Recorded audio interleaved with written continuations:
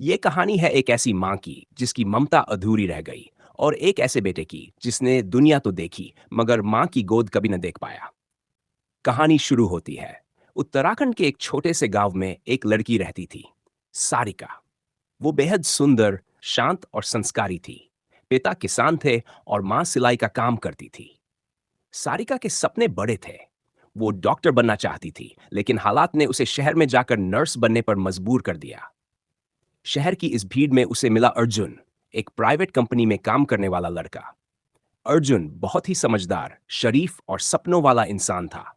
दोनों की मुलाकातें बढ़ी और प्यार भी गहराता गया। एक दिन सारिका ने अर्जुन को बताया कि वो गर्भवती है। अर्जुन थोड़ी देर चुप रहा, फिर बोला, सारिका, मैं तुमसे प्यार करता हूं, लेकिन मैं अभी शादी नहीं कर सकता। मेरे घर वाले कभी मंजूर नहीं करेंगे। सारिका के लिए ये सब जैसे आकाश गिरने जैसा था। जिस पर भरोसा किया, उसी ने साथ छोड़ दिया। अर्जुन की बातों से टूट चुकी सारिका ने शहर छोड़ दिया और वापस गांव लौट आई। उसने अपने माता पिता से कुछ नहीं कहा, बस अकेले अपने बच्चे को जन्म देने का निश्चय कर लिया। समाज के डर से वो एक वीरान सी झोपड़ी में रहने लगी। खाना, पानी, दवा सब खुद करती रही और 2.5 महीने की तकलीफ में भी अपने आने वाले बच्चे से बातें करती। बेटा, तू आएगा तो मेरी दुनिया बदल जाएगी। मैं तुझे सबसे अच्छा पालूंगी। लेकिन किस्मत को कुछ और ही मंजूर था।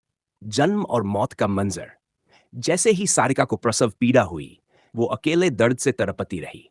घंटों दर्द झेलती रही। अंत में किसी तरह उसने एक प्यारे से बेटे को जन्म दिया। बच्चा रो रहा था, लेकिन मां चुप थी। सारिका का शरीर थक चुका था और उसकी सांसें थम चुकी थी। वो अपने बेटे को पहली बार देख भी नहीं पाई। एक बच्चा मां की गोद के बिना।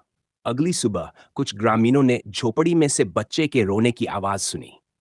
दरवाजा खोला गया तो देखा एक मृत मां की गोद में उसका नवजात बच्चा पड़ा है। गांव की एक वृद्ध महिला गंगा माई ने बच्चे को गोद लिया। वो सबको बताती, इस बच्चे की मां फरिश्ता थी जिसने अकेले ही सारी तकलीफें झेली। साल बाद वही बच्चा अब बड़ा हो चुका था। नाम था अंश। अंश बहुत सीधा और भावुक लड़का था। गंगा माई ने उसे बताया कि उसकी मां ने उसे जन्म देते हुए प्राण त्याग दिए थे। अंश हर साल अपनी मां की झोपड़ी में जाकर कुछ फूल रखता और कहता, मां, आपने तो मुझे कभी देखा नहीं, लेकिन मैं हर पल आपको महसूस करता हूं। फिर एक दिन गंगा माई भी गुजर गई। अब अंश बिल्कुल अकेला था। कहानी का अंत।